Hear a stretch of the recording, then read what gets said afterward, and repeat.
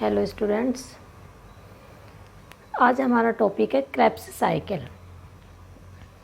Last time हमने glycolysis पढ़ा था एंड ग्लाइकोलाइसिस में कितने एटीपी का फॉर्मेशन होता है, ये सब हमने देख लिया था। आज हम देखेंगे क्रेब्स साइकिल। यहाँ रेस्पिरेशन का टॉपिक है अपना Krebs cycle.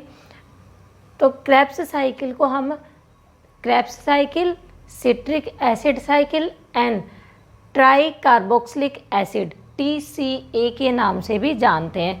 Krebs cycle, TCA cycle या फिर सिट्रिक एसिड साइकिल। जो अपने क्रेब्स साइकिल की प्रोसेस है, अपने पास थोड़ा स्पेस नहीं है इसलिए आप लिख लेंगे। क्रेब्स साइकिल की जो प्रोसेस है वो माइटोकॉन्ड्रिया में होती है, क्लियर है। और यहाँ पर एक क्रेब्स साइकिल अपना 2 बार चलता है। जो क्रेब्स साइकिल है अपना वो 2 बार चलेगा, क्योंकि हमारे पास ग्लाइकोलाइसिस से पायरुविक एसिड का जब फॉर्मेशन हमने पढ़ा था, ग्लाइकोलाइसिस में हमने क्या पढ़ा था, ग्लूकोज से पायरुविक एसिड का फॉर्मेशन होता है, क्लियर है। पायरुविक एसिड का बनता है। तो एक ग्लूकोज के मॉलिक्यूल से वहाँ पर कितने अणु बने थे, पायरुविक एसिड के 2 अणु बने थे, यानी कि 2 मोल बने थे। इसलिए हम TCA साइकिल को 2 बार चलाएंगे, क्योंकि एक बार में एक अणु काम में आएगा पायरुविक एसिड का, नेक्स्ट टाइम दूसरा अणु काम में आएगा पायरुविक एसिड का। इसलिए जो अपना TCA या क्रेब्स साइकिल है वो 2 बार चलता है।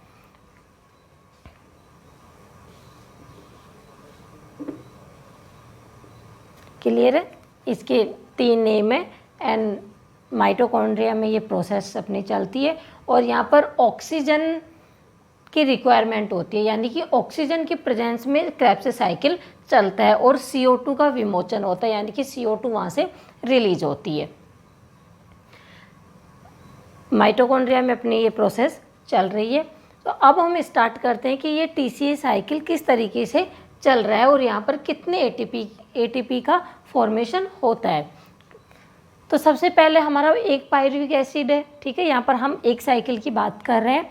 तो सबसे पहले हमारा पायरुविक एसिड है। पायरुविक एसिड हम जानते हैं 3 कार्बन कंपाउंड होता है। ये पायरुविक एसिड किस में कन्वर्ट हो जाएगा, एसिटाइल कोएंजाइम A में।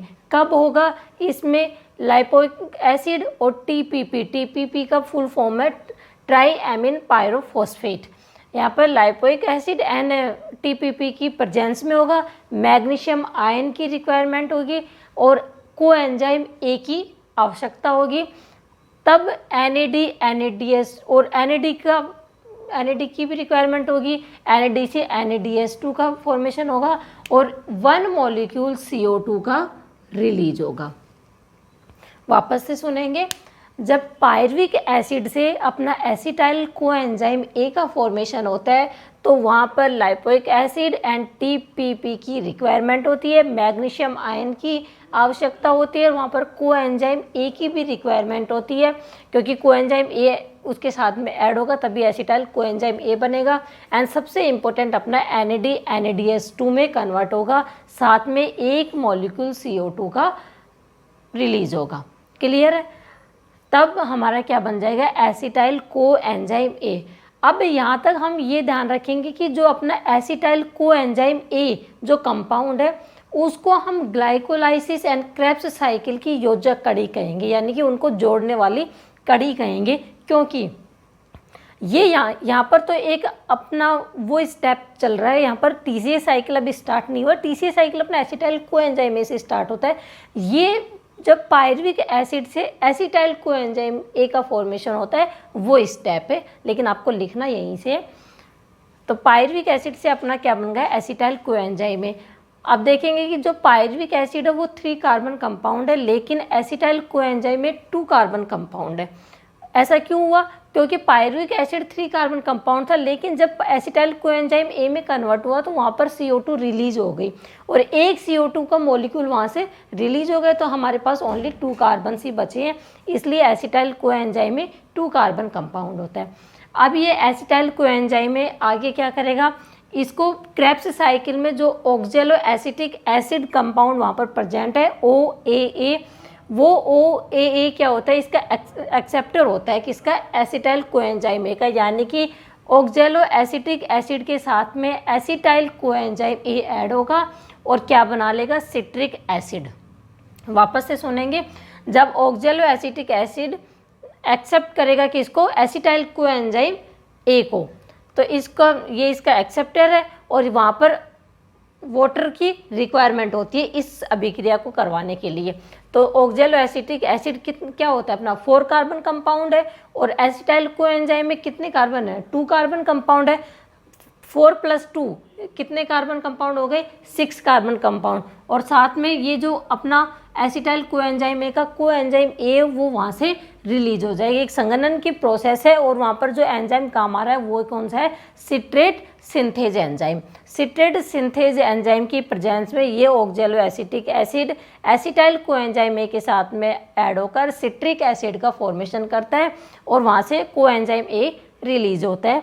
ये सिट्रिक एसिड अपना 6 कार्बन कंपाउंड है। क्लियर है। और क्रेब्स साइकिल का अगर हमसे स्टेबल प्रोडक्ट पूछा जाए कि उसका सबसे पहले बनने वाला स्टेबल प्रोडक्ट कौन सा है, तो क्या होगा, वहाँ पर सिट्रिक एसिड ही होगा।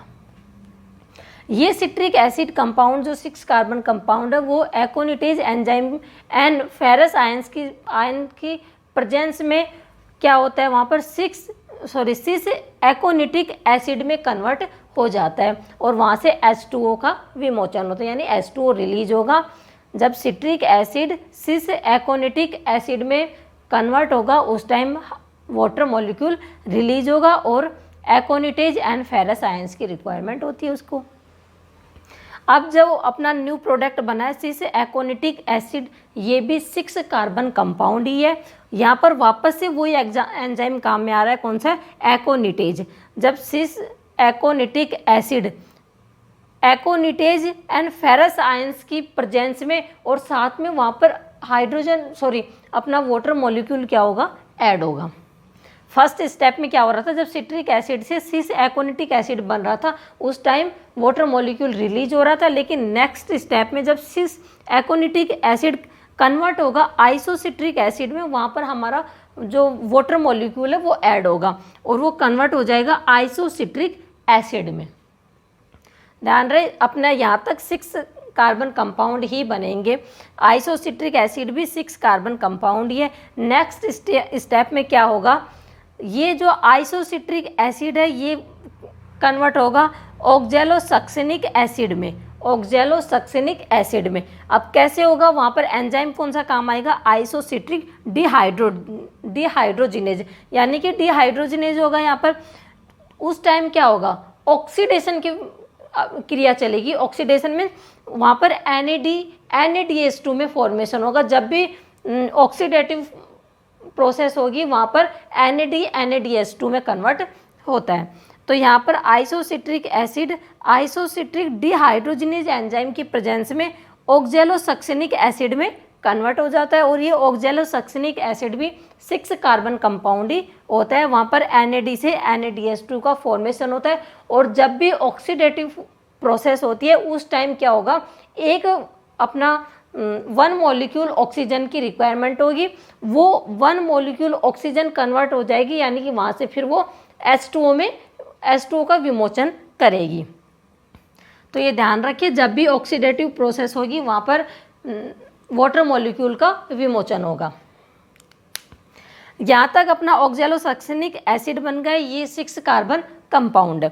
अब ये ऑक्जेलोसक्सिनिक एसिड डीकार्बोक्सिलेज होगा इसका, और डीकार्बोक्सिलेज का मीनिंग क्या होता है, CO2 का विमोचन, यानी कि ऑक्जेलोसक्सिनिक एसिड से एक मॉलिक्यूल CO2 का बाहर निकलेगा और अल्फा कीटोग्लूटेरिक एसिड का फॉर्मेशन करेगा। अब ये जो अल्फा कीटोग्लूटेरिक एसिड अपना बना है ये 5 कार्बन कंपाउंड होता है।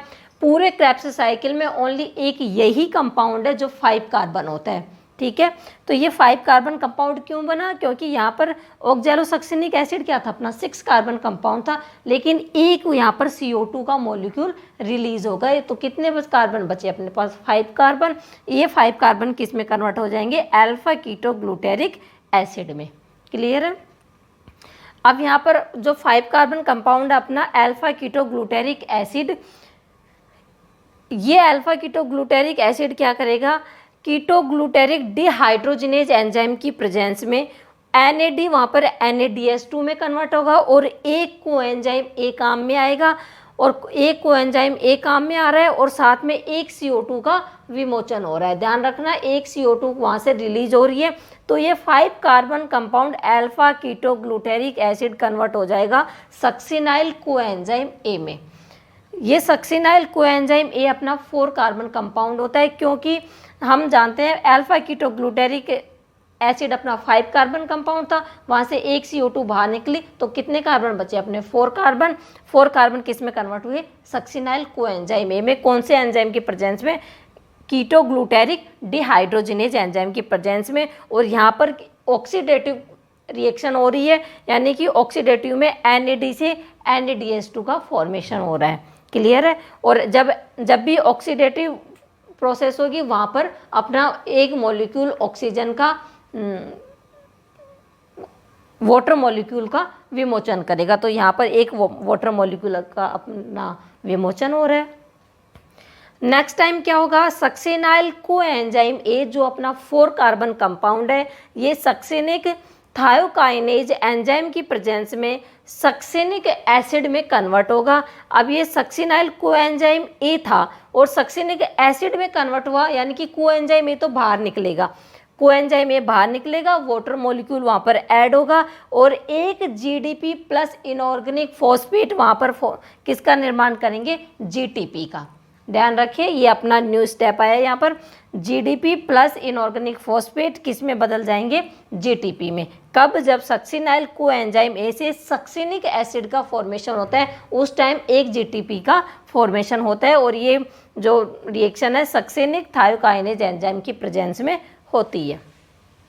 नेक्स्ट टाइम अपना सक्सिनिक एसिड जो 4 कार्बन कंपाउंड है, ये succinic acid succinic dehydrogenase enzyme की प्रेजेंस में फ्यूमेरिक एसिड में कन्वर्ट होगा, यानी कि यहाँ पर डिहाइड्रोजिनेज हो रहा है और फ्यूमेरिक एसिड में कन्वर्ट होगा, तो यानी कि एक ऑक्सीडेटिव प्रोसेस है, एक FAD से FADH2 का फॉर्मेशन होता है। ध्यान रखें, यहाँ पर एक FAD से FADH2 का फॉर्मेशन हो रहा है और वही अपना 1 मॉलिक्यूल ऑक्सीजन से वाटर मॉलिक्यूल का विमोचन हो रहा है। ठीक है, यहाँ पर हमारा फॉर्मेशन होगा फ्यूमेरिक एसिड। फ्यूमेरिक एसिड भी एक 4 कार्बन कंपाउंड है।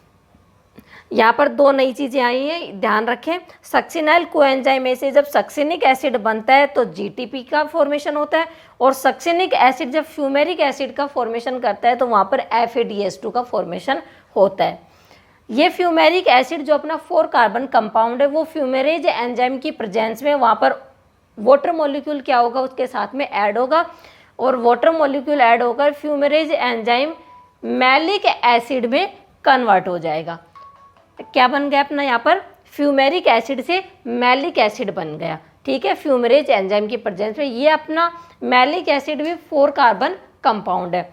अब ये मैलिक एसिड 4 कार्बन कंपाउंड है, ये मैलिक डिहाइड्रोजिनेज एंजाइम की प्रेजेंस में ऑक्जेलो एसिटिक एसिड में कन्वर्ट हो जाएगा, और एक ऑक्सीडेटिव प्रोसेस है, NAD से NADH2 बनेगा और एक वाटर मॉलिक्यूल से ऑक्सीजन मॉलिक्यूल से वाटर का विमोचन होगा। ठीक है, और वहाँ पर हमारा 4 कार्बन कंपाउंड ऑक्जेलो एसिटिक एसिड बन जाएगा। ये ऑक्जेलो एसिटिक एसिड वापस से क्या होता है, एक्सेप्टर होता है किसका, एसिटाइल कोएंजाइम ए का, उसके साथ में ऐड होकर वापस से ये सिट्रिक एसिड में कन्वर्ट हो जाएगा। तो इसी तरीके से वापस से सिट्रिक एसिड या फिर अपना सिट्रिक एसिड साइकिल या फिर TCA साइकिल या क्रेब्स साइकिल चलता रहता है। तो ये एक बार नहीं चलता, ये प्रोसेस 2 बार चलती है, TCA साइकिल 2 बार चलता है। अब यहाँ पर हम कुल मिलाकर देख सकते हैं कि हमारी जो ऑक्सीडेटिव प्रोसेस हुई थी वो कहाँ पर हुई थी, जहाँ पर भी ऑक्सीजन मॉलिक्यूल या फिर NADH2 या FADH2 का फॉर्मेशन हुआ था, तो हम देख सकते हैं एक बार तो हमारी कहाँ पर हुई थी, जब आइसोसिट्रिक से ऑक्जेलो सक्सिनिक एसिड बना, यहाँ पर एक ऑक्सीडेटिव प्रोसेस हुई थी। उसके बाद में जब alpha ketoglutaric acid succinyl coenzyme A में कन्वर्ट हुआ, उस टाइम अपनी ऑक्सीडेटिव प्रोसेस हुई थी। नेक्स्ट टाइम उसे सक्सिनिक एसिड बना, तब भी हुई थी, और इस टाइम नहीं हुई थी, सक्सिनाइल कोएंजाइम ए के बाद में वो नेक्स्ट टाइम हुई थी अपनी सक्सिनिक एसिड से फ्यूमेरिक एसिड में कन्वर्ट हुई उस टाइम, और एक लास्ट यहाँ पर, यानी कुल मिलाकर 1 2 3 एंड 4 ऑक्सीडेटिव प्रोसेस यहाँ पर चलती है। अब हम देखते हैं कि हमारे कितने कार्बन कंपाउंड कितनी बार बने, तो हम एक बार काउंट कर सकते हैं। हमारा सिट्रिक एसिड से और ऑक्जेलो सक्सिनिक एसिड तक सभी 6 कार्बन कंपाउंड है, यानी कि 1 2 3 और 4 जो अपने कंपाउंड बने हैं ये 6 कार्बन कंपाउंड है। फिर उसके बाद में 5 कार्बन कंपाउंड ओनली 1 बना है। उसके बाद में अपना 4 कार्बन कंपाउंड 1 2 3 4 5।